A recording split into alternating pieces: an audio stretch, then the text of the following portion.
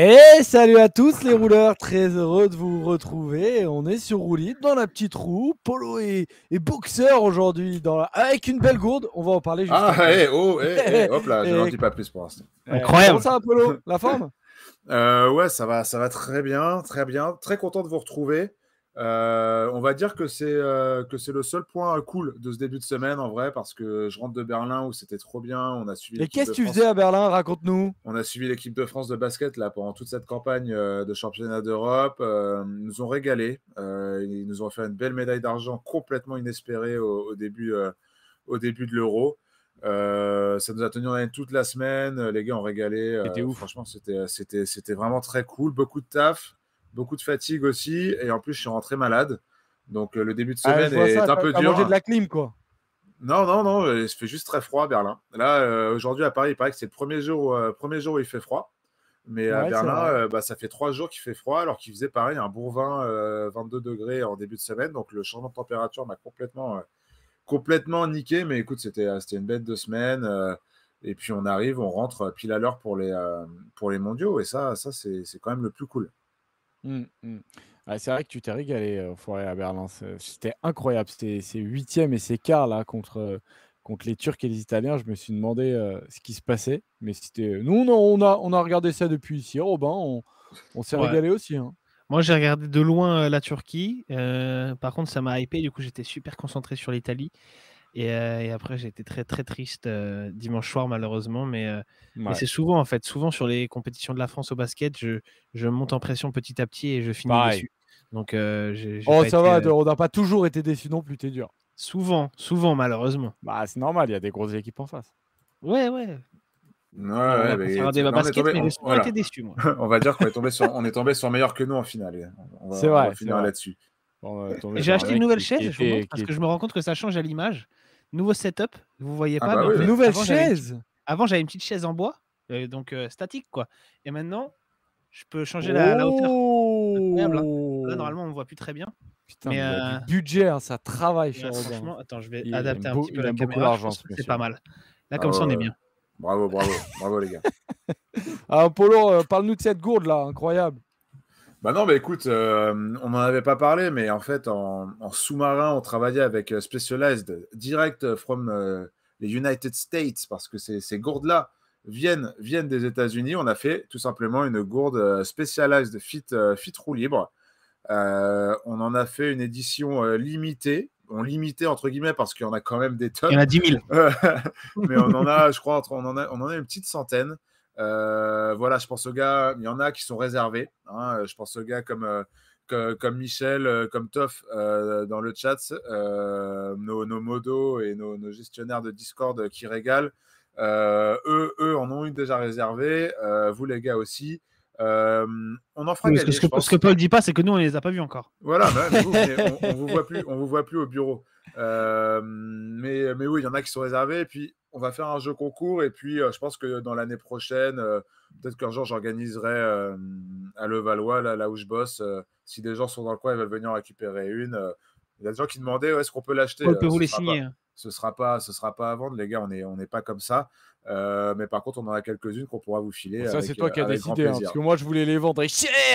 Mais bon, il Je sais refuse pas que je fasse je des sais pas combien business. ça coûte une gourde Specialized Bon, c'est une dans gourde, le je pense marché, mais que. Je crois que ça vaut un Tu peu sais, moins de 10 balles. avec l'inflation, là, on aurait vendu ça très cher, je pense. Tu comprends, il y a des, il y C'est a le des logo roue libre aussi qui intermédiaires donne une à. valeur particulière, hein. Ouais, exactement. Non, ça, j'aurais vendu ça bien à 40, 50 euros, un truc comme ça.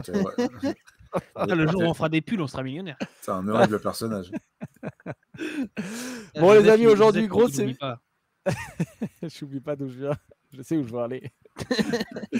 Les amis, aujourd'hui, grosse émission. On a pas mal de trucs à dire. Merci déjà à Raskar qui s'abonne et qui prend son sixième mois d'abonnement. Merci à toi du C'est un soutien, ça fidèle. fait plaisir. C'est un fidèle. Effectivement. On va se faire la preview des championnats du monde. Aujourd'hui, on va parler bien évidemment de l'équipe de France, mais pas que, parce qu'il y a pas mal d'équipes qui sont parmi les favoris, dont aussi la Belgique avec Evenepoel et Van Aert. Quelle stratégie est-ce qu'ils vont adopter? Pogacar aussi sera présent, Mathieu Van Der Poel avec les Pays-Bas. Et nous, on a une équipe qui est difficile à analyser pour les adversaires, difficile pour nous, avec un sélectionneur qui est comme toujours, nous réserve des petites surprises et qui nous rend la tâche compliquée. C'est en général pas pour nous déplaire à la fin, mais on va voir si cette année, on adopte une stratégie de préférence ou non. Je suis pressé, Robin et Paul, de savoir pour quel coureur est-ce que vous opteriez, quand et en fonction de quel scénario de course. Parce que c'est ça qui va être très intéressant sur ce championnat du monde qui, je le rappelle, se dispute en Australie dimanche. Il faudra se lever très tôt. Ça démarre à 3h. France 3 prend le direct à 5h du matin. Donc ça va se terminer environ vers 10h30, 11h. Et on verra comment on se débriefe ça. Comment on se débriefe ça d'ailleurs, les gars?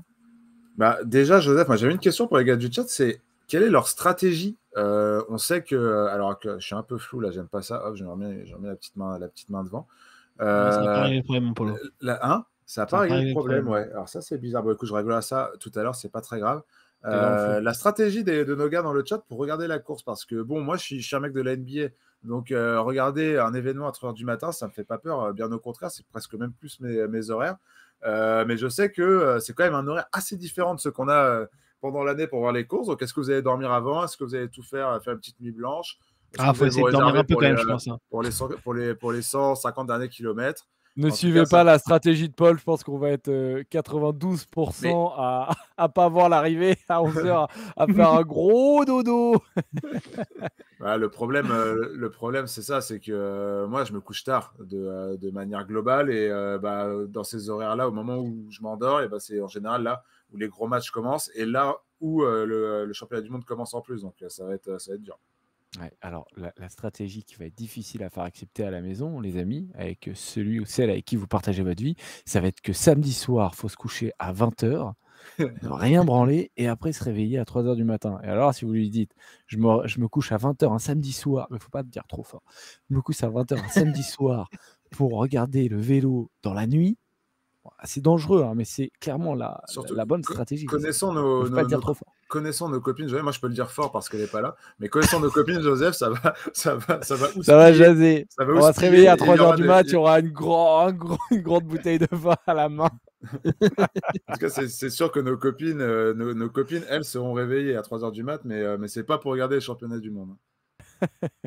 Et Lloyd, comme je disais, ça démarre à 3h. Alors, l'heure exact, je crois que c'est 3h, mais Renaud, qui traîne dans le chat, va nous dire ça, ce cher Renaud exceptionnel sur ce genre d'informations. Hors de question de se lever à 4-5h, 7h pour moi, nous dit Tony. Enfin voilà, donc cette course-là, les amis, on va rentrer dans le vif du sujet.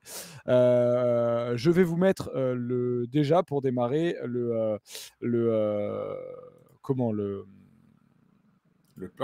profil, bordel. Putain, impossible de trouver le nom.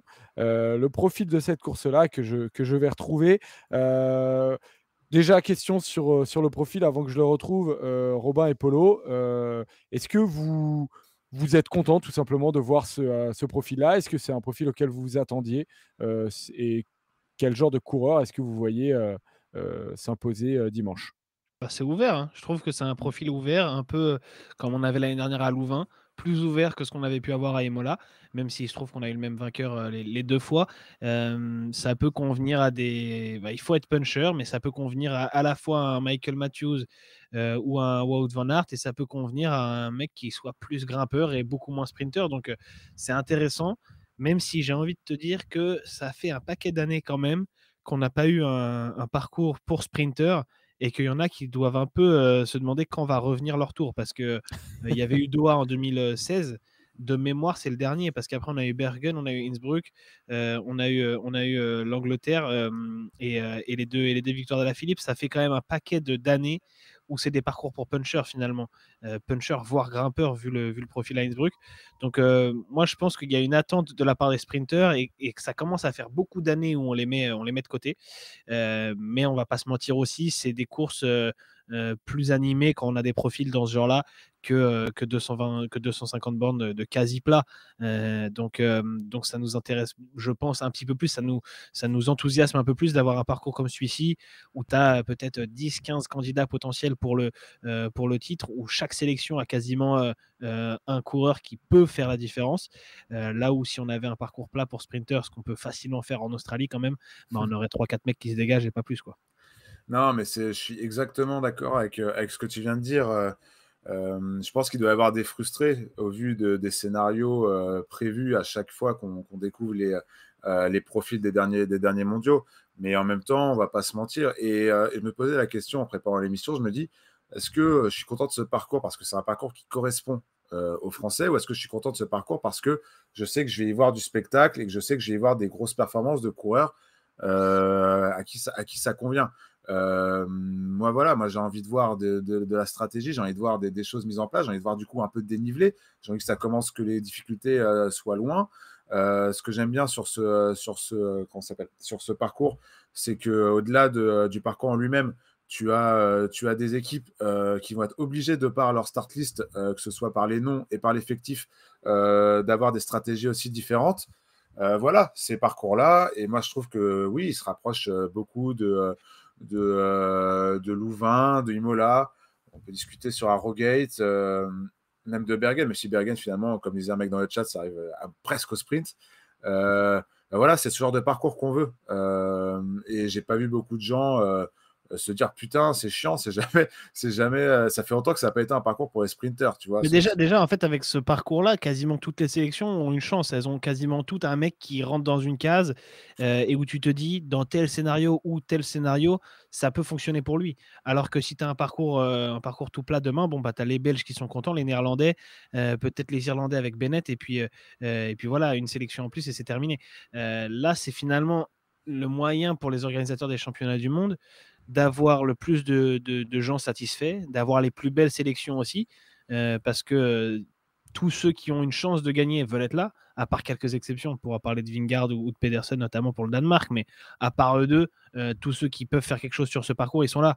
Donc finalement, un parcours un peu hybride comme ça, c'est celui qui ramène le plus de monde, qui fait le plus de spectacles, qui donne le plus d'enthousiasme au public. Le seul problème, c'est que ça exclut les extrêmes, j'ai envie de te dire, à la fois les purs sprinteurs et les purs grimpeurs. Ouais, mais regarde aujourd'hui, est-ce qu'aujourd'hui un pur grimpeur existe encore? Tu vois, est-ce que le Vingegaard n'aurait pas eu son mot à dire aujourd'hui? Peut-être pas. Je pense J'ai peut-être des pas. doutes. Tu Mais vois, bon, à part Vingegaard, Bernal n'est pas dans la discussion aujourd'hui, mais les Colombiens de manière générale, un Carapaz, je pense que c'est quand même ouais, pas non, assez mais dur oui. pour lui. C'est des coureurs, on va dire peut-être un peu ceux qui avaient leur chance à Tokyo, n'ont pas vraiment leur chance aujourd'hui. Enfin, il y en a qui sont un peu hybrides dans les deux catégories, mais un David Gaudu aussi, on a du mal à se dire que ce parcours était fait pour lui. Romain Bardet, il est là, mais ça a quand même pas l'air énormément pour lui. En équipe de France, on en parlera après, mais on voit plus d'autres leaders. Donc, je pense que les purs grimpeurs, ils sont pas régalés par ce parcours. C'est pas Innsbruck, quoi. Non, mais oui, t'as raison. Mais pour finir sur le parcours, Joseph, voilà, les organisateurs savent. Au bout d'un moment, aujourd'hui, on est en 2022, et les coureurs qui font le plus lever les foules, c'est Wout van Aert, c'est Mathieu Van Der Poel, et c'est Tadej Pogacar, et c'est Julien Alaphilippe. Tu peux rajouter à ça peut-être d'autres coureurs, mais en tout cas, tu dégages ce quatuor, et c'est depuis 4 ans des parcours faits pour ce quatuor. Donc, au bout d'un moment, moi, ça me régale, et je suis très content de voir ça. Comme tu le disais, Robin, certes, c'est un parcours compliqué qui exclut les sprinters, mais c'est un parcours qui laisse beaucoup de latitude pour plein de profils différents. Un Matthews peut gagner, un Grimay peut gagner, un Pogacar peut gagner. Enfin, tu vois, ça fait quand même une belle palette de coureurs capables de jouer leurs atouts. Donc Faut rappeler là on le voit pas forcément très bien sur l'image, mais il faut rappeler que le parcours, c'est en fait un circuit avec une bosse qu'on va faire 12 fois et une bosse d'1 km, 1,1 km à 8,6% de moyenne. J'ai noté sur le côté, c'est pour ça que je lance Exactement. des petits coups d'œil. Les filles font 6 fois et les hommes le font 12 fois. Voilà, et avant ça, il y aura une bosse un peu plus sérieuse qui s'appelle le Mont Keira, je crois. Oui, et qui elle, servira elle fait 8 sûrement à km. créer la. Descends, Voilà, Joseph, descends un peu, tu le verras. mais qui est très très loin de l'arrivée et qui n'est que à 5% de moyenne. Donc voilà, c'est les deux difficultés majeures de ce parcours, sachant que dans le Mont Pleasant, celui qu'on va faire 12 fois, il y a du passage à 14% au maximum, et il y a surtout un passage de 300 mètres à environ à quasi 12% de moyenne. Qui va être vraiment le passage le plus coriace avant que ça redevienne dur sur la fin. Voilà, on le voit parfaitement avec ce qu'est en train de montrer Joseph. Donc voilà, c'est une montée un peu en deux temps. Donc voilà, après, à chacun de se faire son avis. C'est ce qu'on va essayer un peu d'étayer pendant le débat sur les favoris. Mais ça peut finalement correspondre à beaucoup de mecs, une montée comme ça. Et c'est tellement aussi inhabituel d'avoir une montée de ce genre-là qui est escaladée 12 fois dans la journée, que c'est dur de prédire au bout de 10 fois qui aura encore les jambes, quoi. C'est ça. Alors, Après, du coup, juste Joseph, pour finir sur le parcours, si on peut rajouter un petit truc. attendez, j'ai déjà vécu ce moment-là. Non, mais voilà, si on peut dire un truc sur le parcours, c'est que tu as quand même 18-19 bornes de plat entre chaque passage au 17. sommet du Mont Plaisant. Et 17, surtout, tu entre étais le meilleur en dernier maths que passage et moi. la fin. Tu as quand même 10 bornes. Ouais, à 9 la fin, bornes à la fin, entre... ouais, mais ça, à la limite, ça va. 8 bornes. 8 bornes après le dernier sommet. Il y a 8 bornes et tu as des petits non, coups de c'est cul, important, t'as des petits coups de cul, donc c'est intéressant. Après, ça reste des routes, Excuse-moi, des le routes lac assez Victoria. larges, comme le Souligne Renault. C'est les routes australiennes. On verra, écoute, on verra comment ça se passe, mais comme Est-ce on l'a qu'elles ont dit. les routes australiennes? Elles sont larges souvent. Et, exactement. Ah oui, ok. Et comme l'a dit Robin, et comme on le dit depuis tout à l'heure, ça laisse quand même place à beaucoup de scénarios imaginables, quoi. Alors, du coup, à propos des participants, moi, ce que je vous propose, les gars, c'est qu'on aille sur ce qui nous intéresse le plus, c'est-à-dire sur l'équipe de France. D'abord, sur la formation de cette équipe-là, qui a été mise en place par le sélectionneur Thomas Vauclair. Alors, il y avait 10 mecs qui étaient dans la start list, qui avaient été sélectionnés par Thomas Vauclair. Vous la voyez ici, la liste. Donc, on avait Christophe Laporte, Florian Sénéchal, Quentin Paché, Rémi Cavagna, Romain Bardet, Pavel Sivakov, Bruno Armirail, Julien Alaphilippe, Valentin Madouas. Et donc, on a en plus Benoît Cosnefroy qui est arrivé comme par magie. Ils sont arrivés tous aujourd'hui. Ouais. Ah oui, Benoît ils sont Cosnefroy arrivés même tous arrivé à avant. magie. Mais il n'était pas prévu. En Il gros, était ce pas qui sur le s'est même vol. passé, il n'était pas sur le même vol, mais lui, il n'était même pas prévu à la base dans la première sélection. Sa sélection s'est faite apparemment en catimini. Apparemment, seul Vincent Lavenu était au courant qu'il allait être potentiellement appelé. On se demandait un peu pourquoi il n'allait pas être présent. Et finalement, on a compris, en tout cas, ce qui s'est dit, c'est qu'il y avait un espèce d'accord tacite entre Vauclair et Cosnefroy pour dire voilà, si je performe au Canada, hop, je viens. Et il a performé au Canada, il a gagné. Et donc, hop, il vient. Et donc, à voir en gros qui de Cavagna ou de Armirail va laisser sa place, étant donné qu'il y aurait là aussi, alors c'est des rumeurs, ce n'est pas totalement assuré, mais ça devrait être un des deux qui ont participé donc au contre-la-montre, qui devraient laisser leur place. C'est quasiment certain, mais c'est pas totalement certain, étant donné qu'avec Vauclair, en gros, il laisse un peu aux journalistes quelques infos. Après, il laisse traîner un peu des fausses rumeurs, donc il faut se méfier au maximum, mais ça devrait être ça. Surtout qu'ils ont le contre-la-montre mixte tous les deux en milieu de semaine, donc ils devraient quand même faire 2 semaines. Demain, tu as raison. Donc voilà un peu pour ce qui s'est passé sur Benoît Cosnefroy, mais bah, les gars, on va pas se mentir, avoir une équipe de France, Paul, avec Benoît Cosnefroy, c'est clairement une meilleure équipe de France. Ah, évidemment, même avant que Cosnefroy remporte le Grand Prix du Québec. C'est quoi, c'est Québec ou Montréal? Je confonds les deux à chaque fois. Surtout que j'étais à Berlin pendant le truc, donc j'ai vraiment suivi ça de loin. Comment il rappelle, Joseph, il rappelle bien qu'il était à Berlin. Non, mais il est worldwide. C'est important parce que j'ai dû, vu que j'étais à la salle, j'ai dû regarder toutes ces courses en replay et du moins en tout cas faire les pardon, excuse-moi, j'ai une petite notification qui s'est ouverte sur mon ordinateur. J'ai dû du coup regarder les courses en replay et du moins les highlights que j'ai trouvés. Donc c'est pour ça que je suis pas hyper précis là-dessus. Mais évidemment, Joseph, même avant ces courses-là, avoir Cosnefroy dans cette équipe, au vu du parcours, ça paraissait être une bonne idée. Et quand on a vu la sélection, qu'on a vu que Benoît n'y était pas, on ne comprenait pas trop. Ensuite, l'équipe de France a expliqué que c'était une décision qui venait de lui, ce qui était plutôt surprenant, parce que c'est quand même une chance assez rare d'être dans ton pic de forme dans ta vie. Convaincant quand même. Dans ta vie, arriver à ton pic de forme, à ton prime, et se dire qu'il y a des championnats du monde qui te correspondent parfaitement, que le leader annoncé n'est pas à 100% et qu'il y aura peut-être d'autres cartes à jouer, et décider de ne pas y aller, c'était un peu surprenant. Mais bon, en plus, il est en forme. Tant mieux. Écoute, j'ai envie de te dire tant mieux. Et en plus, ça brouille les cartes. Ça nous donne beaucoup plus de cartes à jouer pour la course de dimanche. Non, comme tu dis, Joseph, c'est très très bien pour l'équipe de France. Je vais aller un peu plus loin, Renaud. Renaud, je lis Renaud. Robin. Parce que tu lis Sur trop la les messages de stratégie. Renaud dans le chat. De quoi? Tu lis trop les messages de Renaud Ouais, dans le je lis chat. trop les messages de Renaud. Tout à l'heure, il a répondu sur l'heure. Il a dit 2h15, 8h30. 8h15 s'il y a du vent à 78 km/h. Il m'a fait rire. Mais donc, à propos de cette stratégie. Alors, donc Benoît Cosnefroy vient un peu densifier un peu plus les rangs de l'équipe de France. Comment est-ce que tu imagines cette stratégie avec Benoît Cosnefroy et quels sont, selon toi, les coureurs qui sont... Est-ce que tu vois une hiérarchie dans cette équipe de France? Ouais, pour moi, il y a 3 leaders. C'est Julien Lafilippe, Benoît Cosnefroy et Christophe Laporte. Pour moi, c'est les 3 qui ont un coup à jouer. Donc Pour déjà, tu Laporte, mets de côté un peu Valentin Madouas. ouais, je pense que Aïe, oui. aïe, aïe, aïe. En fait, il t'est Ah obligé tiens, à un moment. développe pas, Robin. Polo, est-ce Ouais. que tu es d'accord avec cette hiérarchie?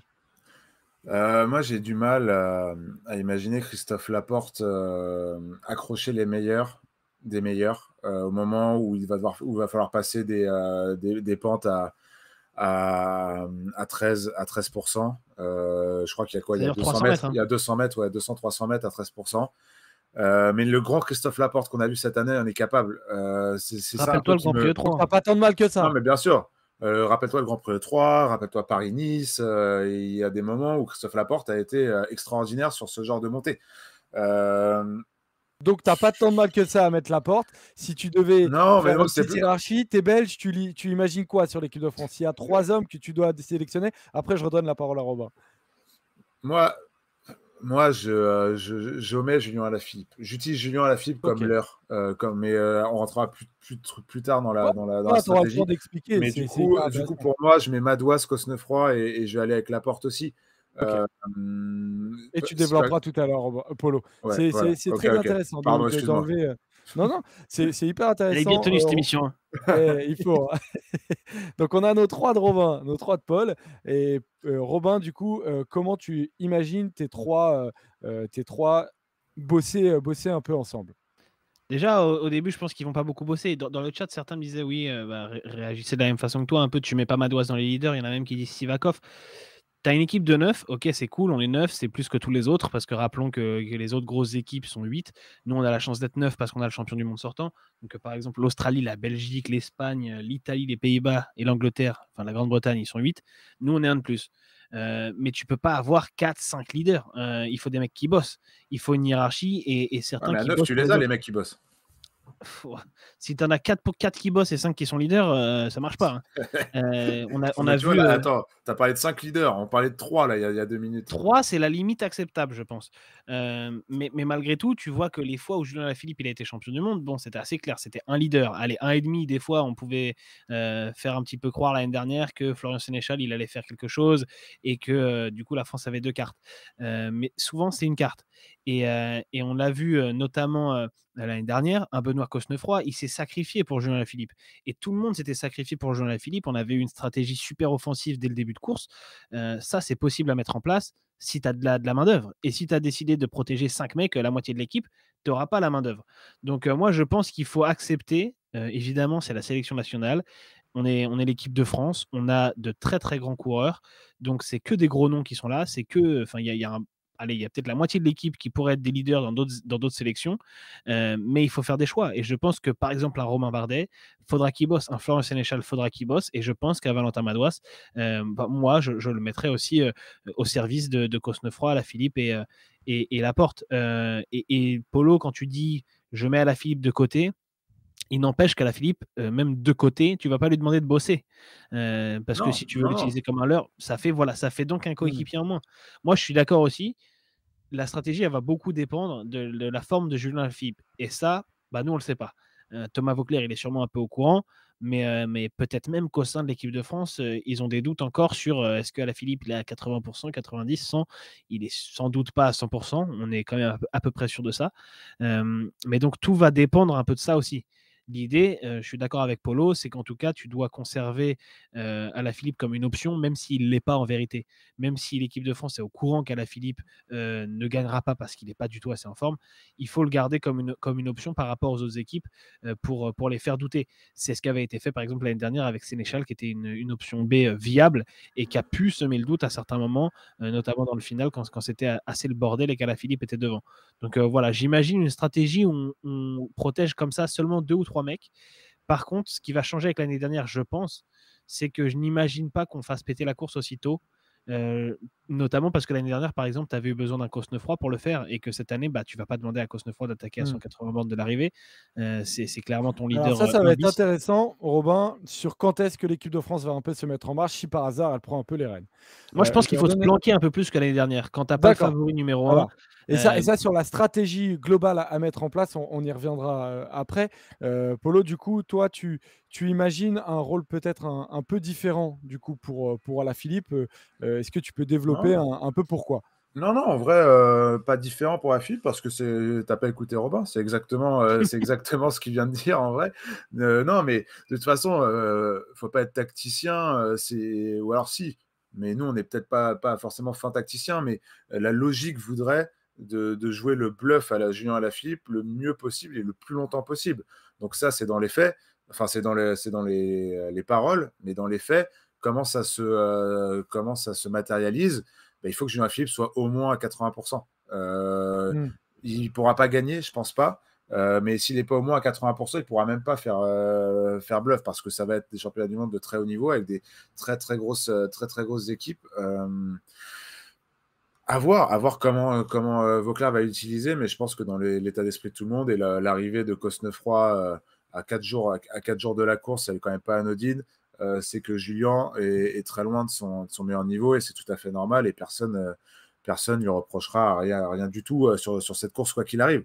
Après, la question, c'est... Je vois samedi dans le chat, Bardet, il faut qu'il soit libre, qu'il soit protégé. Vous voulez protéger tout le monde, les gars. Je parle pour les gars du chat. Tu ne peux pas faire ça. Sinon, après 100 bornes, les 3-4 mecs que tu as désignés comme pas leader, ok, ils auront bossé, c'est bien. Mais ça veut dire qu'au bout de 100 bornes, il n'y a plus personne pour travailler. Non, mais là, moi, c'est le problème un peu que j'ai avec cette équipe, c'est que tu n'as que des mecs en forme. Sauf Laporte, aucun doute sur sa forme. Saison extraordinaire, victoire sur le Tour, équipier extraordinaire, victoire sur Paris-Nice. Sénéchal, on sait pourquoi il est là. Ça, il n'y a pas de débat. Paché, pareil. Moi, il y a un problème. J'ai un problème avec Romain Bardet et Pavel Sivakov et leur rôle dans cette équipe. Et ils vont bosser, Polo, ils vont bosser. Oui, ils vont bosser. Mais c'est quand même deux coureurs en forme. Sivakov avait l'air très bien sur la Vuelta. Bardet était très bien au Canada. C'est des gens qui ont le profil pour faire quelque chose sur ce genre de parcours. Pour moi, déjà, c'est pas assez dur pour eux. Qui peuvent revendiquer plus qu'un rôle de porte-bidon, quoi. Tu vois ? Moi, je pense que les rôles ont été faits par Vauclair. Quand il appelle ces mecs-là, quand il demande à Sivakov, Bardet de venir, je pense que c'est tout de suite très clair quel sera ton rôle dans cette équipe de France. Alors peut-être qu'on aura une surprise et que Romain Bardet sera désigné comme un des leaders alors qu'on s'y attend pas. Mais je pense qu'il n'y a pas 6 mecs protégés au départ et on verra pendant la course comment ça se passe. Ça ne peut pas fonctionner selon moi de marcher comme ça. Tu peux avoir 1, 2, maximum 3 mecs sur lesquels la hiérarchie n'est pas totalement fixée. Mais voilà, 3 et ça te laisse 6 mecs qui vont travailler. Parce que tu as besoin aussi d'avoir un gars, quand on arrive dans les 30-40 derniers kilomètres, si la course n'est pas totalement décantée et que tu n'as pas les 6 favoris à l'avant, tu as besoin d'avoir un gars qui sait que ça va être son moment pour travailler. Tu as besoin de savoir que Romain Bardet, il sera là dans les 40 derniers bornes, dans les 50 derniers bornes, parce que lui, il n'aura pas de souci à passer les bosses. Comme l'a fait Pinot à Innsbruck, quoi. Voilà, et de savoir que ce gars-là sera là pour bosser et il aura les jambes, à moins qu'il y ait un problème mécanique ou une chute, mais il pourra faire le boulot pour Cosnefroy ou pour Laporte ou pour un autre. Et moi, je pense que c'est crucial.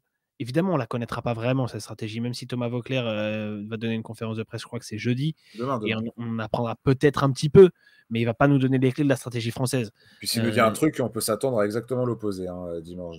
Aussi. donc on ne va pas vraiment savoir. Mais ce qui est sûr, c'est que pour moi, il faut qu'il y ait 6 mecs qui soient déjà prévenus qui seront des coéquipiers, qui Non. n'auront pas leur carte. Moi, Après, parmi ces 6 mecs-là, j'en voyais dans le chat qui parlait de ça tout à l'heure, ça n'empêche pas d'en envoyer un devant, même peut-être 2. Après, tu peux envisager la stratégie que tu préfères. Je pense que ce serait pas bête d'envoyer un mec comme Bardet ou comme Sivakov qui sont en forme dans l'échappée matinale, une échappée avec quelques mecs qui ont moyen de faire quelque chose, pas une échappée publicitaire, mais je pense que ça peut servir à quelque chose, ça peut mettre un peu de doute, ça peut semer un peu la zizanie. En tout cas, je pense que s'ils y vont, il faut qu'ils sachent pourquoi ils y vont aussi. Que évidemment, tu es dans une échappée, ça peut tourner dans un moment, ça peut tourner d'une certaine façon où tu te retrouves à jouer la victoire, mais le plus probable, c'est quand même que tu sois coéquipier. Ouais, c'est clair. Du coup, à ce jeu-là, moi, je pense qu'un Madouas, en y réfléchissant, doit anticiper. Peut-être pas dans J'ai une l'échappée matinale. proposition, Polo. Vas-y, attends, laisse-moi finir. Ça fait 6 minutes que Joseph il écrit les scénarios sur son papier. Vraiment, parce que vous êtes en train de me créer des idées et de mettre un peu les idées en place. Vas-y, Polo. Abondance, je sais plus c'est quoi l'expression avec l'abondance. Abondance de bien ne la nuit fin pas. de l'abondance. Ouais, abondance de bien ne nuit pas, mais le problème c'est qu'il faut pas s'attendre à la pédale quand Van Aert ou Van Der Poel ou un autre ou Pogacar va attaquer dans le dernier Mont-Plaisant. Il faut pas s'attendre à ce que dans la roue il y ait Madouas, il y ait Cosnefroy, il y ait Christophe Laporte. Ça c'est utopique. Si on se réfère peut-être un des 3 aux forces, voilà, c'est ce que j'allais dire. Si on se réfère aux forces intrinsèques, si on veut jouer ce petit jeu-là, on va perdre. On va faire une place d'honneur. Donc à ce jeu-là, il va falloir tenter des coups. Certes, on est 9, on est plus. Certes, on a une équipe sur le papier qui est vraiment monstrueuse, qui avec la Belgique est pour moi est peut-être même plus forte que la Belgique sur le papier. On en discutera parce qu'il y a quand même deux épouvantails côté belge. Peut-être que là je te rejoins un peu, Robin, établir des rôles clairs, et dans ces rôles-là, peut-être compter que sur Cosnefroy et voir Christophe Laporte quand ça va jouer à la pédale, mais en tout cas, dans l'anticipation, il faudra faire bouger la course avant. Je réfléchis un peu, je vais essayer de mettre un peu à la place de Thomas Voeckler. Pourquoi tu prends Bardet? Pourquoi tu prends Sivakov? Si c'est pas pour les faire bosser, surtout avec la forme qu'ils ont tous les deux, il va falloir que ces gars-là bougent. Et peut-être que Madouas fait partie de ce groupe-là aussi. Oui, il y a les Pays-Bas aussi qui sont pas mal. Vous avez raison, les gars. On va parler des autres nations, bien évidemment. Mais franchement, ça te laisse tellement d'opportunités. Le problème, c'est qu'on est 9. Les gens vont s'attendre à ce qu'on cadenasse la course. Sauf que notre jeu, il est justement de ne pas du tout cadenasser la course, de se faire oublier, de ne pas prendre un relais devant. Mais par contre, de prendre un coup. Paché dans l'échappée, Paché dans l'échappée matinale, si tu veux, et encore. Mais par contre, dès qu'on est sous les 100 derniers kilomètres, tu as toujours un mec qui va dans les coups. Quel qu'il soit, je m'en fous. Mais il faut qu'il y ait toujours un mec dans les coups. Et là, on a l'équipe. Je termine, c'est ma dernière phrase, promis, Joe. On a l'équipe pour avoir un mec dans chaque coup à partir du moment où on est sous les 100 km. Et un mec capable de gagner, capable de finir si c'est potentiellement un bon coup qui part. Donc je pense que c'est plus comme ça qu'il faudra la jouer. J'ai la feuille de route que Thomas Voeckler m'a donnée, les gars. Suite aux plaidoiries de maître Vatrin et de maître Harrer, il a été décidé que Sénéchal, Armirail ou Cavagna seraient en protection des leaders en début de course, que Sivakov et Quentin Paché partiraient avec les échappés, que si la course part avec attends, répète le début, Joseph, j'ai pas entendu. Sénéchal et Armirail ou Cavagna sont en protection des leaders. Les 3 leaders qui ont été désignés, que je vais vous dévoiler après. Sivakov et Paché partent avec les échappés. Ils prennent tout ce qui bouge. Voilà. Mais quand? Dès le départ? Dès que les échappés se forment, ouais. Dès que les échappés se forment. Il faut laisser attends, faut laisser les Grecs. Non, ça m'intéresse ton histoire. Attends. Potentiellement. Je dis peut-être pas dès le début. Paché, il peut prendre dès le début. Sivakov, peut-être un peu plus tard. Ensuite, si la course se décante sur l'avant-dernière ascension, avec un démarrage d'Evenepoel, ce qui, pour moi, est probable, Valentin Madouas saute dans les roues et le rend fou et ne passe pas un seul relais. Il n'a pas le droit de lui montrer son nez. Si la course part dans la dernière bosse, 3 hommes au soutien d'un seul leader, Cosnefroy, et en fonction de la forme d'Alaf, comment il se sent, Alaf passe leader. Mais sinon, Cosnefroy avec Bardet et Alaphilippe, qui sont présents. Et si par hasard ça ne se décante pas du tout, et qu'on est sur un groupe d'une quinzaine de coureurs et que ça se regarde, Laporte sera là, présent, et va tous les niquer au sprint. Il y a Van Aert quand même dans l'histoire. Mais Laporte, Van Aert, tu crois qu'il va faire quoi? Il peut lui soutenir la comparaison. Tu pars Pogacar au sprint, hein, Van Aert. Hein. Oui, c'est vrai. Non, mais pour revenir à ce que tu disais, Jo, ce qui m'intéresse, c'est ça. C'est ce scénario où ça durcit dans la dernière montée. Et à ce jeu-là, il y a plus de chances de voir Bardet aux côtés de Cosnefroy et potentiellement Laporte, même si moi, j'y crois pas plus que ça, que de voir un Madouas. Et c'est pour ça que il faut que Madouas anticipe. Et que et Sivakov aussi dans ce rôle-là, mais peut-être plus loin.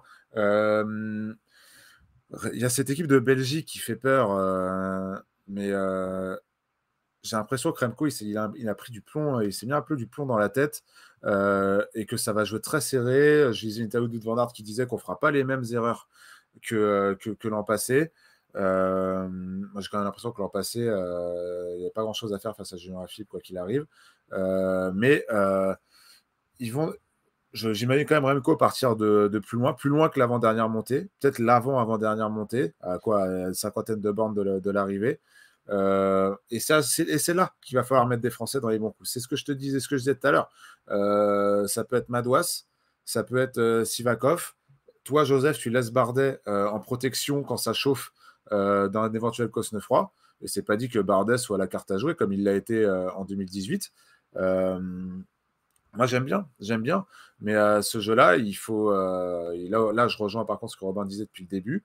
Il ne faut pas se dire, bah voilà, on a 6 outsiders. Il faut se dire, on a un leader.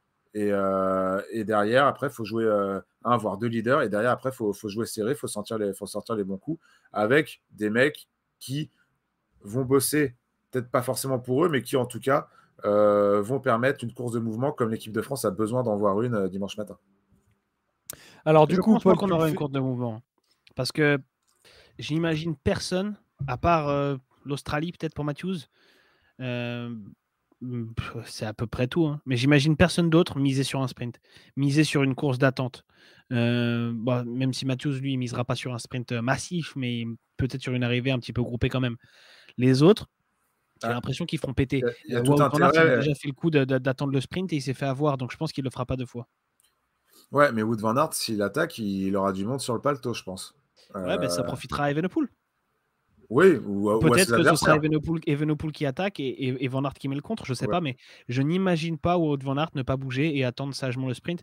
Il l'a fait l'année dernière, ça lui a coûté le titre. Quand je dis course d'attente et ne pas bouger, c'est peut-être lui économiser ses forces et de faire son effort, justement, Mont-Plaisante, sur le dernier passage, sur un effort à peu près similaire à ce qu'il avait fait.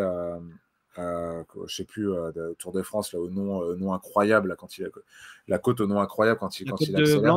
La côte de Blanay, voilà, c'est ça. J'aurais dû penser à Joseph en regardant.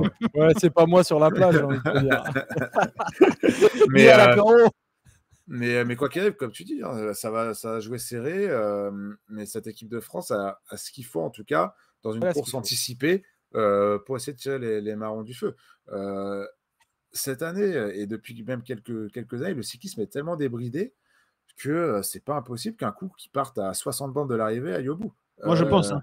Le quatrième passage en partant de la fin, moi, je mets une petite pièce sur celui-là pour le bon coup. C'est ça. Et dans celui-là, tu peux retrouver du Remco, tu peux retrouver du Sivakov, du Madouas, peut-être du Alaf, même si j'imagine que Alaf attendra peut-être un moment un peu plus intermédiaire, peut-être où on ne l'attend pas, parce que c'est justement là où le côté bluff peut jouer. C'est un moment où on n'attend pas, devant une attaque d'Alaf, personne ne suit trop derrière. Est-ce qu'il faut faire l'effort? Est-ce qu'il ne faut pas? Est-ce qu'il est fatigué?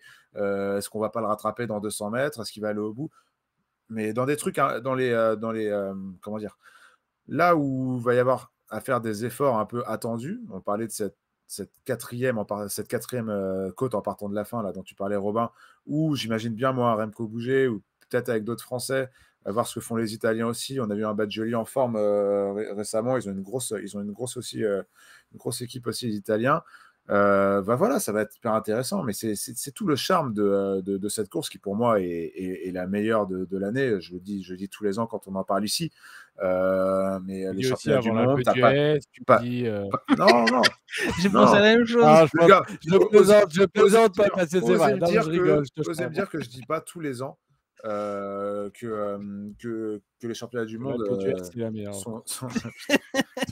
sont la meilleure course. T'as pas d'oreillette, c'est nation contre nation, c'est à l'ancienne. bien sûr. Et là, il faut être très bon tacticien, que ce soit dans la voiture, pensant à Thomas Voeckler, et aussi sur le vélo. Donc, ça va être trop bien, ça va être trop bien. Là, on se fait des plans sur la comète. Ça se trouve, Thomas Voeckler, il a prévu de cadenasser la course pour emmener Christophe Laporte au sprint. On n'en sait rien.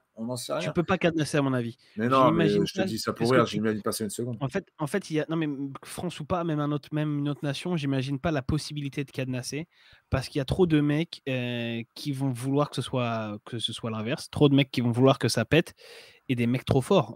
Quand tu regardes Pogacar, bah, il va faire sauter. Quand tu vois, je pense, Evenepoel, s'il veut être champion du monde, il faut pas que ça arrive à un sprint de 20. Hein. L'équipe de France, c'est un peu pareil. Il y a Christophe Laporte, mais moi, je pense quand même que l'option privilégiée, ce sera, comme disait Polo, ou comme disait Joseph plutôt dans son scénario, Benoît Cosnefroy.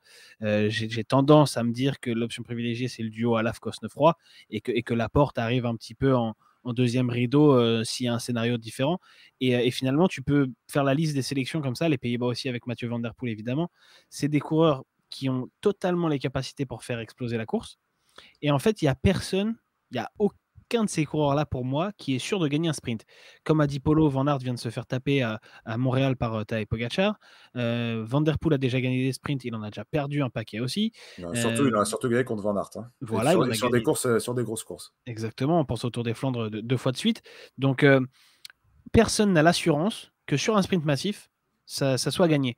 Donc, personne ne va, je pense, tout miser là-dessus. Ce serait complètement fou. Ah non, mais ça, c'est sûr. Moi, je pense que personne n'imagine une arrivée au sprint. Même, moi, je te dis, cette côte et les 8 km de plat derrière, si un mec est fort, ils ne le reverront pas. Et s'il y en a qui le revoient, ils seront 5 ou 6. Mais pas plus, quoi. Dans aucun scénario que j'ai imaginé, ça peut arriver au sprint. Il va falloir que les sprinteurs, enfin les pseudo-sprinteurs, que sont des Van Aert, des Matthews ou des Van Der Poel, soient très forts pour accrocher des Pogacar, pour accrocher un Cosnefroy, parce qu'un Cosnefroy, s'il est à 100%, ça va être très très dur d'accrocher sa roue dans ce dernier exercice. Mais après, à ce jeu-là, bah ouais, j'ai l'impression que, comme je te dis, les cartes sont tellement rabattues depuis quelques mois, quelques années, que c'est pas impossible d'imaginer Pogacar battre Van Der Poel et Van Aert au sprint. On en est là. C'est pas impossible de voir Christophe Laporte battre son coéquipier au sprint. Enfin, il y a plein d'autres choses imaginables, mais quoi qu'il arrive, là où je te rejoins Robin, c'est que si admettons, je suis l'équipe d'Australie et que je fais tout pour que ça arrive au sprint pour Matthews, mais je pense que ça sert à rien de participer, tu as déjà perdu. Polo, tu as un petit synthé ou pas pour les autres équipes ou pas? Je sais plus si tu l'avais. Non, je l'ai oublié. Mais j'ai un synthé global, t'inquiète, j'ai un synthé global. Ah, voilà, je savais que tu avais fait le taf. Alors, j'ai une vraie question pour le débat suivant, c'est qui est le leader de l'Argentine, Eduardo ou Sepúlveda? Respectons Eduardo Sepúlveda. Ça, c'est pas beau comme tacle, Joseph. Je vais en parler à madame. Spécial dédicace pour l'Argentin de l'amende.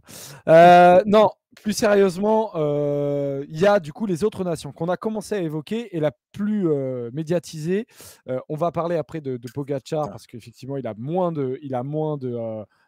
d'équipiers, mais un laveur de vitres celui-là aujourd'hui, c'est incroyable. Donc on a Pogacar, on va en parler juste après. Il y a Mathieu Van Der Poel aussi. Ces hommes-là sont un peu plus esselés, mais je vais vous demander, préparez vos réponses, comment est-ce qu'ils peuvent gagner ce championnat du monde. On va se concentrer sur la Belgique. Pourquoi? Parce que la Belgique arrive avec une très belle équipe, avec une équipe qui peut même se passer de Teuns, qui était potentiellement sélectionnable. D'ailleurs, est-ce que selon vous, c'est une bonne ou une mauvaise décision, les gars, de ne pas prendre Teuns? Je pense qu'il ne faut pas accumuler les leaders non plus. Et la Belgique, ils ont Evenepoel, Van Aert, Stuyven, je pense qu'ils ont assez de problèmes comme ça. Ils ont déjà assez de problèmes comme ça. Le Alors, problème, du c'est coup, que justement, je me suis intéressé au Cat Tons parce que je voyais des gens en parler sur Twitter et j'ai l'impression que lui avait dit qu'il avait en tête qu'il y avait deux leaders, que c'était Evenepoel et Wout van Aert. Alors après, quid de Tons dans un rôle de coéquipier, on en revient à ce que disait Robin. Est-ce que pour cette équipe de Belgique, il ne faut pas avoir des soldats plutôt qu'un mec comme Dylan Teuns qui est une pièce en l'air finalement tu sur penses ce qu'ils genre ont sur retenu ce genre de course? l'année dernière?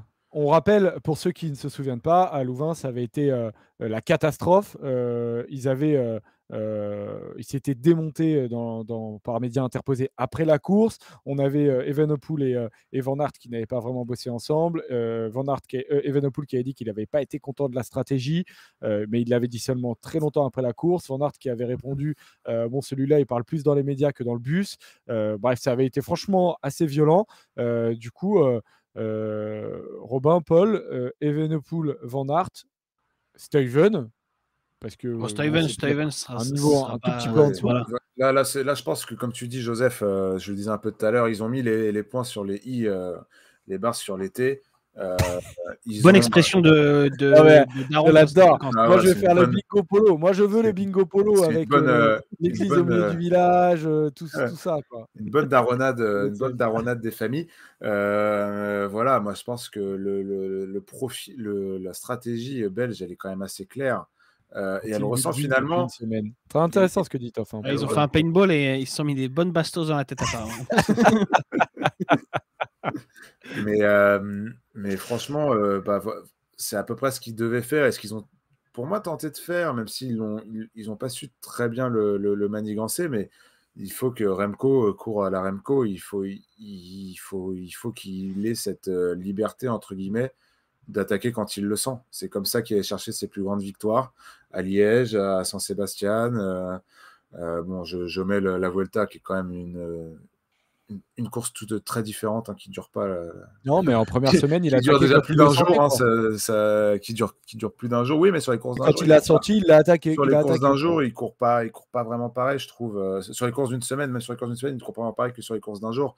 Il faut qu'il ait cette innocence, entre guillemets, cette latitude de pouvoir partir quand est-ce qu'il le veut. Sa Mais victoire par à contre, Liège lui donne une énorme légitimité, un énorme une énorme crédit. légitimité, mais aussi une énorme pancarte. C'est C'est ça vrai. aussi, c'est que quand il va accélérer à son bord Mais de il a, C'est l'arrivée, vrai. il risque d'avoir du monde dans la roue, il notamment a des à la Français. fois la pancarte, mais il a peut-être aussi le favori numéro 1 dans son équipe. Donc, finalement, je pense que la position d'Evenepoel aujourd'hui, c'est presque la meilleure. Parce Ah oui. que il le sait, c'est un des plus forts. Mais s'il part, tout le monde va regarder Van Aert. Tout le monde va se dire, attends, qu'est-ce qu'on fait? On va pas emmener Van Aert dans un fauteuil. Est-ce qu'on le suit, Evenepoel, ou pas? Et je pense que ça va être le casse-tête pour beaucoup d'équipes. L'équipe de France a une chance, c'est qu'elle peut, entre guillemets, se diviser. Mais les autres équipes, elles n'ont pas ça. Van Der Poel, qu'est-ce qu'il fait quand Evenepoel attaque? Est-ce qu'il suit ou est-ce qu'il reste avec Van Aert? Et Matthews, qu'est-ce qu'il fait? Et les Anglais, qu'est-ce qu'ils font? Il y a un peu que la France qui peut se permettre d'aller dire Sans perdre la reine. Cosnefroy, il y va, et puis à la Philippe Laporte, vous restez derrière. Ouais, et en plus, ce que tu n'as pas dit avec Remco, c'est que s'il se rate, il aura l'excuse de la Vuelta, du fait qu'il était fatigué et tout. Remco, il a quand même le côté très cool sur ces championnats du monde, je te rejoins. La question, c'est de savoir ce que va faire Van Aert aussi. Est-ce que Van Aert est prêt à accepter que Remco Evenepoel soit champion du monde avant lui? C'est une vraie question. Ils ont l'air de nous dire dans la presse que oui. Moi, j'en suis pas persuadé. On l'a vu l'année Van dernière, Aert en tout pourra cas. pas rouler derrière Evenepoel. Hein. On a vu l'année dernière que si à un moment il aurait fallu rouler, il serait allé, Wout van Aert. Ce serait fou que Remco, quand même, Non, il démarre de loin après cette Vuelta. Il disait qu'il allait s'endormir sur la table de la oui, mais conférence Remco, de presse. comment veux-tu qu'il gagne, Remco, s'il démarre pas de loin, s'il Non, anticipe? Oui, non, il c'est attaque ça. de Non, loin, mais hein. moi, je dis que s'il gagne comme ça. Mais s'il gagne comme ça, il en a encore dans le capot, le petit bonhomme. Il est quand même, ce serait quand même dingue. Moi, Après, je suis la Belgique quand même. Bon, après, il avait l'air pas c'est le mal au mois de contre-la-montre, septembre pour tout le monde. Hein.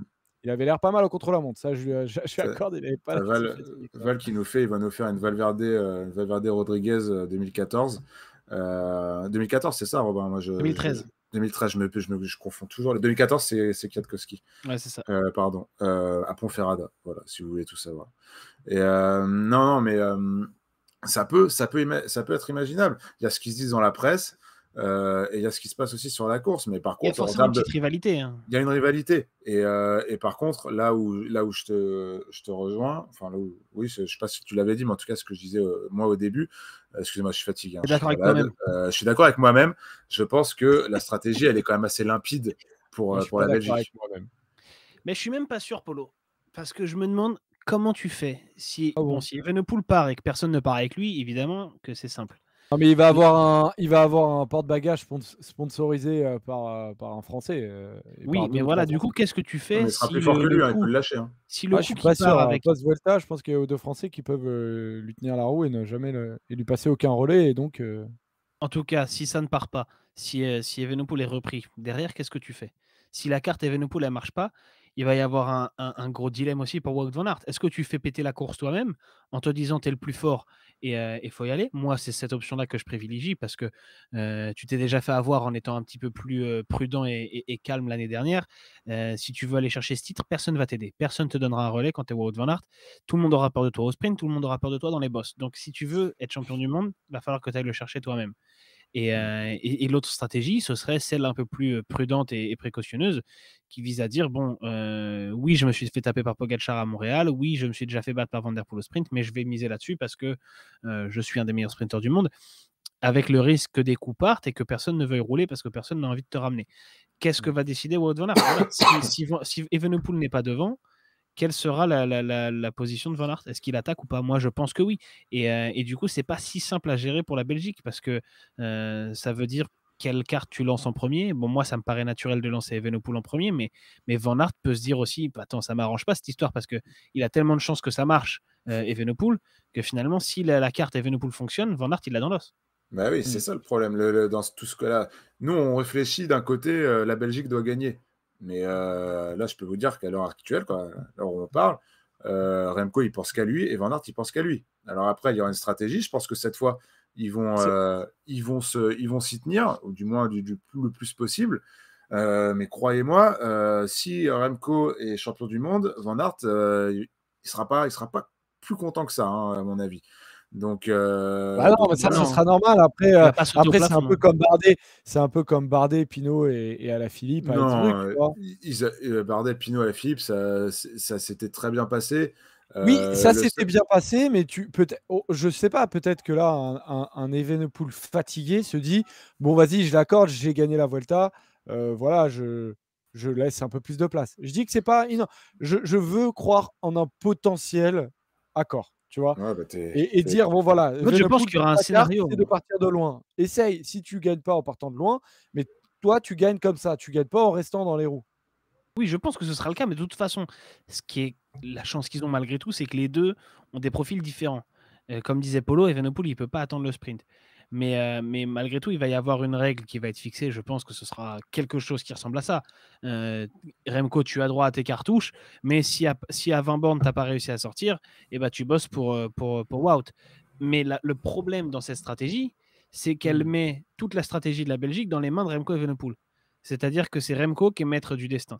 D'un S'il mec qui réussit sort à d'une s'isoler, Vuelta énorme en plus, quoi. Parce que voilà. d'où la question de la forme que je se posait aussi. Donc, si tu mets toute la stratégie dans les mains de Remco, ça veut dire que Wout van Aert, on est en train de lui dire, si ça marche pas pour mon Remco, t'inquiète pas, c'est pour toi. Et je pense que c'est peut-être trop difficile à entendre pour Van Aert. Et donc, peut-être que Van Aert, lui aussi, se dit, moi aussi, j'ai envie d'attaquer à 60 bornes de l'arrivée, ou en tout cas, j'ai envie d'être celui qui place la première attaque. Parce qu'on a souvent vu ce scénario, pas spécialement au championnat du monde, mais sur des grandes courses, on se rappelle des quick steps, notamment sur le Tour des Flandres ou Paris-Roubaix, c'était un peu le premier kata qui finalement il a gagné. Le premier kata qui devient leader. On démarrait la course avec 2, 3, voire 4 leaders potentiels, et le premier qui attaquait, qui s'isolait, devenait le numéro 1. Hmm. Et puis Wout van Alors, Aert, du il y a coup, un truc, alors je sais que ça plaît pas à tout le vas-y, monde pour Polo, et finir après, on là-dessus, passera à Pogacar c'est que, et à euh, Van c'est Der que, Poel. c'est que Van Aert, quand il a une pancarte comme ça, il court mal. Enfin, du moins mal, c'est Les un pieds mot dans le très plat, Polo. compliqué. Hein? Les pieds dans le plat. Non, mais c'est pas qu'il court mal, c'est que il fait pas les bons choix. Louvain, il fait pas les bons choix. Sur les Flandriennes, il a toujours pas de victoire parce que nombre de fois, je trouve qu'il a pas fait les bons choix. Et à chaque fois, c'est parce qu'il a peut-être mal géré la pancarte qu'il a. Chose qui est quand même plus facile à gérer sur une course de 3 semaines, par exemple, ou sur des objectifs qui sont moins importants pour lui. Mais Van Aert, et on en parle souvent dans cette émission, du moins j'en parle souvent, parce que c'est quelque chose qui se voit. Alors, j'ai pas la raison, et peut-être que l'année prochaine, il va claquer Paris-Roubaix et le Tour des Flandres et que j'aurai juste à fermer ma gueule, en étant champion du monde en plus. J'espère qu'ils vont gagner. Mais par contre, voilà, c'est quelque chose de factuel, c'est que Van Aert, quand il a la pancarte, c'est-à-dire qu'il doit se battre contre 10, 15 autres concurrents pour y gagner une course, il a du mal à la gagner, cette course. C'est un fait. Donc, est-ce que la présence de Remco, surtout sur cette course-là, ils ont l'air d'avoir fait la paix, va lui servir à lui enlever un peu de pression? En tout cas, c'est tout ce que je souhaite, parce que, mine de rien, Wout van Aert, c'est un très beau champion du monde. Mais en tout cas, pour lui, il va falloir qu'il travaille là-dessus, même au-delà de cette course, de savoir gérer ces courses-là où il a la pancarte. Tu sais que c'est pas facile, hein, Peter Sagan. Combien de temps il a galéré à gagner Paris-Roubaix. Enfin voilà.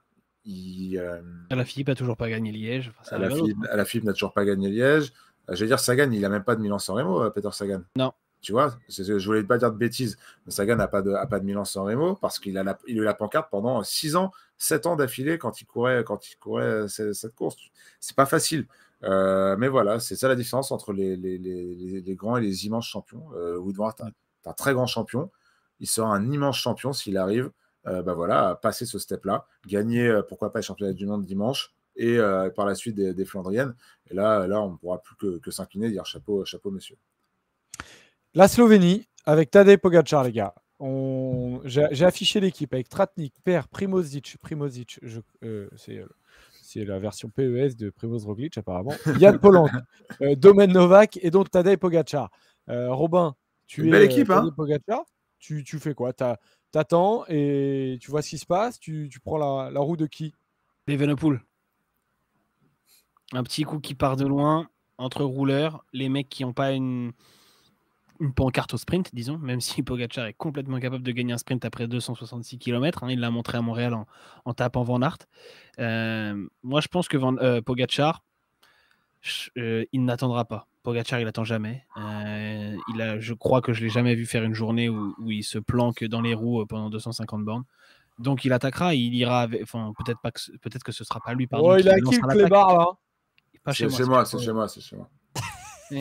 C'est pas le mien, c'est clairement pas le mien. Mais je pense que Pogačar, il ira dans les coups, les très gros coups. Peut-être qu'il suivra Van Aert, peut-être qu'il suivra Evenepoel, mais je n'imagine pas Pogačar rester dans les roues jusqu'à la dernière bosse. Pour moi, c'est impensable parce que c'est pas sa philosophie. Ouais, Pogačar, c'est pareil, c'est assez limpide. Il a ce côté sympa. Pour lui, en tout cas, d'avoir une petite équipe, de ne pas avoir Primoz à côté de lui, de ne pas avoir Mohoric, mais d'avoir des coureurs de qualité, de talent qui peuvent. Là, au moins, tu n'as pas de leader aussi, hein, ça facilite. On sait que Pogačar, il y a des années, il avait un co-leadership avec Roglic, notamment à Imola, et ça l'avait obligé d'attaquer de loin dans un truc un peu désespéré. Là, au moins, c'est pour lui. Ouais, mais après, Imola, il sortait du Tour, tu sentais qu'il était cramax, mais clairement.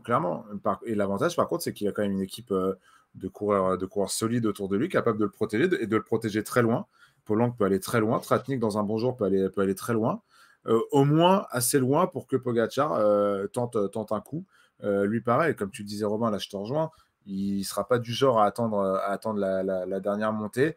Lui, il a tout à gagner à ce que la course soit complètement débridée, à ce que la France, la Belgique, les Pays-Bas perdent des coéquipiers. Donc oui, ça forcément. Si Remco veut trouver un copain pour partir de loin, même si Pogačar est l'un des ultimes favoris de cette course, peut-être que Pogačar sera aussi dans sa roue. Et à ce moment-là, la physionomie de course, elle change totalement parce que là, tu vas vite perdre des coéquipiers à droite à gauche. Et là, c'est une autre course qui commence. Et la dernière équipe qui va être hyper intéressante à suivre, c'est l'équipe des Pays-Bas, que je t'ai affiché, Polo. Ouais, Mathieu Van Der Poel, Bauke Mollema, Wout Poels, Jan Mas, Taco Van Der Horn, Dan Houle, Pascal Enkorn, Dylan Van Baarle. Là aussi, on a du très lourd, très franchement. C'est pour Taco Van Der Horn. C'est pour Taco. Taco, petite échappée du début. Après, la Taco, il va quand même falloir qu'il bosse. Là, c'est pas pareil que le Taco qu'on a connu. Surtout qu'on Mais a ça vu donne une belle notamment, équipe globale avec notamment sur le Taco. dernier Tour de France que Taco Van Der Horn, quand ça durcit, il est quand même capable de bien aider potentiellement son leader parce qu'il est, il est quand même très très très fort. En tout cas, sur le Tour de France, moi, sur l'étape des pavés, il m'avait quand même bien impressionné. Mais voilà, là, de toute façon, on a un leader unique, Mathieu Van Der Poel, une équipe bien construite, avec des coureurs d'expérience comme Wout Poels et Mollema, qui, dans des bons jours, peuvent être extraordinaires et qui, en plus, eux, n'auront pas d'ambition personnelle. Derrière, tu as Van Barle, qui peut aussi servir. Tu vois, on parlait de ce fameux coup là, utopique, enfin pas utopique, mais qu'on Attendu ou imagine, attendu. espéré. Voilà, c'est ça. Autour des 60 km d'arrivée. Mais vas-y, mais mets Van Barle dedans. Van Der Poel, il est sur la même, pour moi, sur la même timeline pardon, que Wout van Aert, avec les mêmes qualités, les mêmes défauts, la même équipe forte autour de lui. Voilà, il faut que Dylan Van Barle ait une petite carte à jouer aussi. Parce que sinon, encore une fois, Van Der Poel, attendre la dernière montée, potentiellement le sprint, on l'a dit pendant 1 heure, ça fait 1 heure qu'on le dit, c'est risqué. Donc moi, je mets une petite pièce sur aussi un Van Barle qui anticipe avec potentiellement un Remco, potentiellement un Madouas, un Sivakov, potentiellement un Pogacar aussi. Ouais, tiens, on nous dit dans le chat que Dylan Van Barle est le vice-champion du monde encore en titre. Il fait en plus une très belle saison. Il a gagné un monument. Je suis pas sûr que. Je pense que dans la tête, ça va avant de commencer ces championnats du monde. Donc, ce serait là peut-être un peu bête de le coller à Van Der Poel pendant toute la course, quoi. Robin sur Van Der Poel. Moi, il m'a surpris un peu dans ses déclats. Peut-être qu'il bluffe en disant je vais pas sauter sur tout ce qui bouge, je vais être calme. C'est pas trop le Van Der Poel qu'on connaît. J'ai pas envie de voir un Van Der Poel qui attend le sprint. De toute façon, à mon avis, il pourra pas. À mon avis, personne ne peut attendre le sprint parce que ça va partir à un moment et il faudra suivre. Donc, j'attends de voir. Il sème un peu le doute. Peut-être qu'il bluffe. Peut-être qu'il a envie qu'on le laisse un peu peinard. Pour moi, c'est quand même un des très grands favoris de cette course. Il n'a pas eu des dernières semaines incroyables. Il a gagné des petites courses, mais bon, il n'est pas allé sur des courses très très relevées non plus. Donc, pour moi, c'est un peu l'incertitude. Van Der Poel, je le mets un peu quasiment dans la catégorie d'Alaphilippe. Tu vois, je me demande un peu où il en est, ce qu'il va faire. Je pense qu'on a tous la certitude que sur une montée, il peut démonter tout le monde. Mais est-ce que, je pense qu'on est à peu près d'accord avec Polo, ça n'attendra pas la dernière montée pour se jouer. Donc, comment il va réagir si ça part à 60 bornes? Et c'est un peu le truc que je te disais tout à l'heure. Pour un Pogacar, pour un Van Der Poel, qui n'ont pas vraiment d'option B dans leur équipe, en tout cas pas d'option B à leur hauteur, qu'est-ce qu'ils font si Evenepoel part à 60 bornes de l'arrivée? Qu'est-ce qu'ils font si Cosnefroy part à 60 bornes de l'arrivée? J'ai très très envie de voir le choix qu'ils feront. Il y a des équipes comme l'Espagne, on n'en a pas parlé, autour avec Soler, comme la Grande-Bretagne avec Ethan Hayter, même si je pense que c'est un peu dur pour lui, et Fred Wright. Moi, je pense que ça L'Érythrée avec Fred Wright Girmay. qui a été Voilà. Et l'Érythrée avec Girmay, qui a une grosse équipe, ils sont 6. Ceux-là, ils peuvent se permettre de prendre plus de risques. Mais Van Der Poel, il ne peut pas faire n'importe quoi. Je suis d'accord avec lui. Il a eu quand même quelques désillusions sur les championnats du monde. Donc, en fait, je pense qu'il a un peu le cul entre deux chaises et je pense que lui-même, il ne sait pas trop comment agir sur une course comme ça. Et peut-être que Van Der Poel, il se laisse la liberté de choisir en live, entre guillemets, de décider de ne pas avoir une stratégie à l'avance. Parce que pour Van Der Poel, j'ai du mal à voir quelle serait la stratégie à adopter, sachant qu'il est un peu tout seul dans son équipe, même si Van Barle peut être un super coéquipier. Je ne pense pas que Van Barle va mettre le doute dans la tête de tout le monde. Donc, Van Der Poel, comment il va s'y prendre? Franchement, pour moi, c'est la grosse inconnue. Mais ça peut Après, être aussi un facteur X. s'il a la forme d'Estrade Bianche de 2021, ouais, ça, 2021, je suis pas inquiet pour lui, hein, d'ailleurs. Il peut Ouais, même mais il attendre la dernière n'y a montée. pas une montée où tu te dis ce sera là, tu vois. Je fais écho à ce que disait Renaud dans le chat, là, que Brunel a dit que Van Der Poel avait fait ses meilleurs temps en watts, enfin ses meilleurs watts sur 60 minutes. S'il est dans la forme de sa vie, il peut peut-être se permettre d'attendre la dernière montée et d'arriver au sommet, de se dire il y a plus grand monde. Ouais, mais sauf que si la course elle a démarré plus tôt, Polo. Non, mais bien sûr, bien sûr. Mais là, on revient toujours à cette double T'es pas sur stratégie. Milan-San Remo, c'est ça le truc. C'est sur San Remo, c'est facile. Si t'es le plus fort, et bah, tu lâches tout le monde dans le pot de jeu et puis tu pars. Mais là, c'est pas ça l'histoire. Ouais, Tu mais sais pas dans quel boss ça va partir. ça fait 2 ans qu'on se dit que ça va partir plus tôt et ça fait 2 ans que ça joue dans la dernière montée. Même trois si tu comptes Innsbruck, même Non, 4 mais si tu Innsbruck, comptes c'était Harrogate. évident. Mais Mais l'année dernière, ça avait déjà bataillé avant ça quand avait même. bataillé. Mais je veux dire, tu te présentes au pied de la dernière petite difficulté avec 15 mecs, je crois, 10-15 mecs. Donc, écoute, je sais pas. Là, franchement, là, on Tu sais fait, comment on ça se fait passe les beaucoup. mondiaux, Polo? Il y a souvent des mecs qui partent, un groupe de 5 rejoint par un autre groupe de 5, et c'est souvent très très risqué de te dire. Ah, mais oui, c'est risqué. Mais je pense pas En que fait, ça il va, garde la ça va route être de le qui? cas. Van der Poel, c'est ça la question.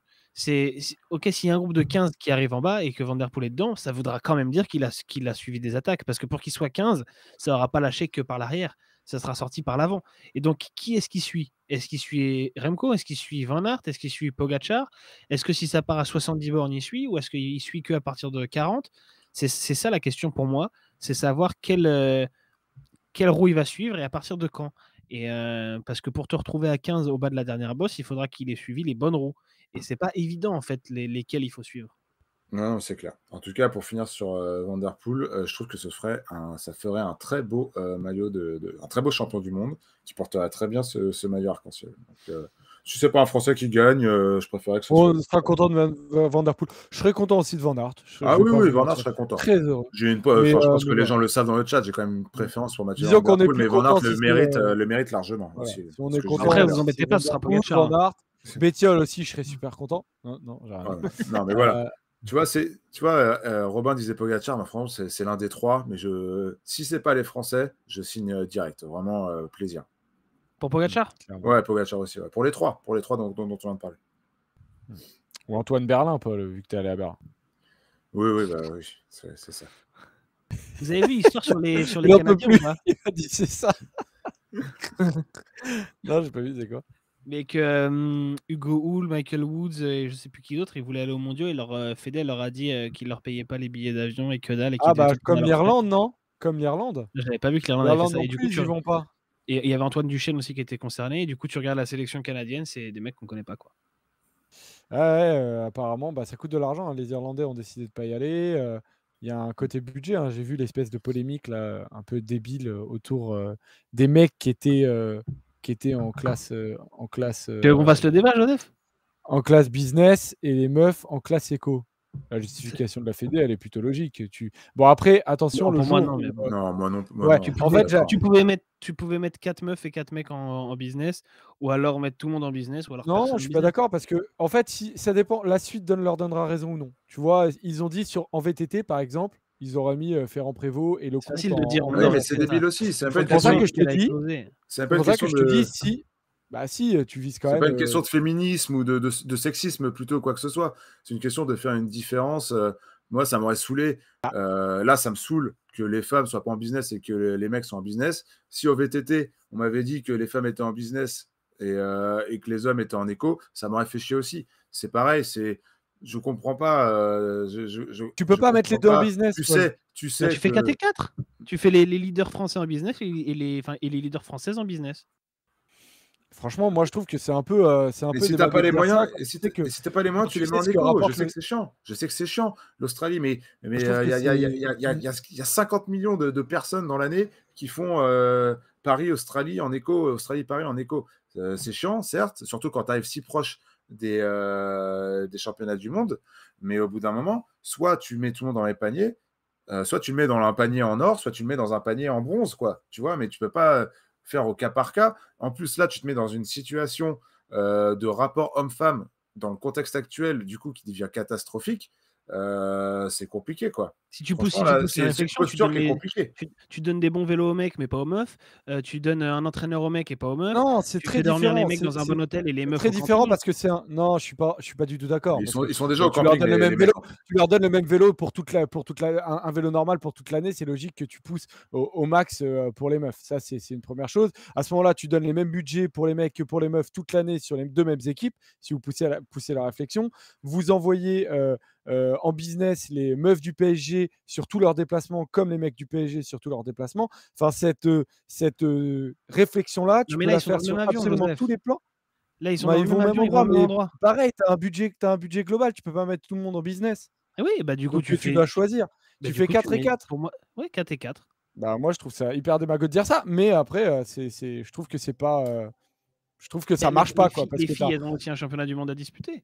Et pourquoi mais elles ont un tu mettrais championnat pas du les monde, mais tu sais très bien qu'elles vont quasiment rien viser. Avec Audrey Cordon-Rago qui a fait un AVC, la pauvre, tu sais très bien qu'elles y vont pour, tu vas pas dépenser, les mettre dans des conditions, parfaitement optimales, alors qu'elles y vont pour découvrir pour la plupart. Si non, moi je pense déjà qu'il y a une chance de faire une médaille. Sur des très grosses courses, il y a des Françaises qui ont performé récemment. Évidemment, tu es pas les Pays-Bas, mais ça veut dire que toutes les sélections qui sont pas les néerlandaises et les italiennes, bah, elles s'en foutent parce que finalement, elles y vont pas pour le titre. Le truc, c'est que la sélection femme, elle, même si il se trouve qu'il y a des grosses favorites et qu'elles sont pas françaises, elles y vont pour faire la course de la même manière que les garçons. Et aujourd'hui, si tu es tout à fait honnête, les garçons, c'est pas non plus les grandissimes favoris. On vient de parler de Van der Poel, Pogacar et des Belges. Pour moi, ils sont davantage favoris que l'équipe de France. Non, Même mais si Alaphilippe, même si Cosnefroy. Donc pour moi, ça se tient pas trop. Le seul truc qui se serait tenu à la limite, c'est de dire Julien Alaphilippe est en business parce que c'est le champion du monde sortant. Et là, tu fais une distinction Alaphilippe et les autres. Mais les 8 mecs, enfin les 9 mecs en business et les meufs, toutes les meufs en éco, je trouve pas ça logique, non. Soit faire Ah, mais on a moitié-moitié, soit l'impression tout qu'on le monde les a dans le envoyées même. en charter. Elles sont en éco, elles voyagent dans de bonnes eh conditions. ben alors, mais Et les bah mecs dans en ce cas-là, éco mais les aussi. mecs pareil. Mais c'est ça. Bref, on a arrêté de parler de ça, ça sert à rien. De toute façon, Bah, je c'est sais pas, fait. moi je trouve que moi je voulais pas en parler. Après, c'est un débat de société et des C'est toi fois qui as le sport lancé. et la société c'est hyper intéressant. Et moi de toute manière j'assume complètement ma position de dire que si on peut mettre les mecs en business, on les met en business. Après, voir une différence, Oui, c'est mais tu c'est vois, tu mets chacun. et j'ai rien contre Quentin Paché ou même contre Rémi Cavagna. Mais bah, Cavagna, de toute façon, n'était pas là vu qu'il avait pris l'avion avant. Mais Quentin Paché, bah voilà, Quentin Paché, il voyage en business. Bah, Quand t'as bref, pas de chi, il toute sera façon, pas champion du monde. voilà. Non, mais tu vois, ça sert à rien de parler de ça. De toute façon, là, Oh, ça sert ça a pas à été. rien, c'est juste qu'on Bah, a si, peur, c'est on a fait, c'est peur. fait. C'est fait, Oui, c'est voilà, fait. c'est fait, c'est fait. Et Ça a puis, été fait, ça a été fait de manière catastrophique. En plus, ça a fuité. Euh, mais voilà, moi dans, je dans un trouve pas le contexte, problème que c'est dans le fuité. contexte Mais Mathieu, actuel, mais tout c'est de c'est suite, catastrophique de faire ça. C'est si on c'est te juste suit, ça, quoi. autant pas les emmener si elles y vont pour visiter. J'aime bien. C'est pas parce que je dis ça. Il n'y a pas besoin d'exagérer ce que je dis. Je te dis pas ça. Je te dis pas qu'elles y vont pour visiter. Je te dis que c'est normal qu'en fonction de temps en temps des différentes ambitions, c'est normal qu'il y ait des différences qui soient faites sur la préparation et sur la mise en place. Et c'est vrai que ça fait Mais les vraiment. ambitions sont les mêmes, Joseph. Les Bah non, ambitions, d'un côté, tout le monde veut t'as être as une champion du équipe qui monde. peut être champion du monde et l'autre qui peut pas l'être.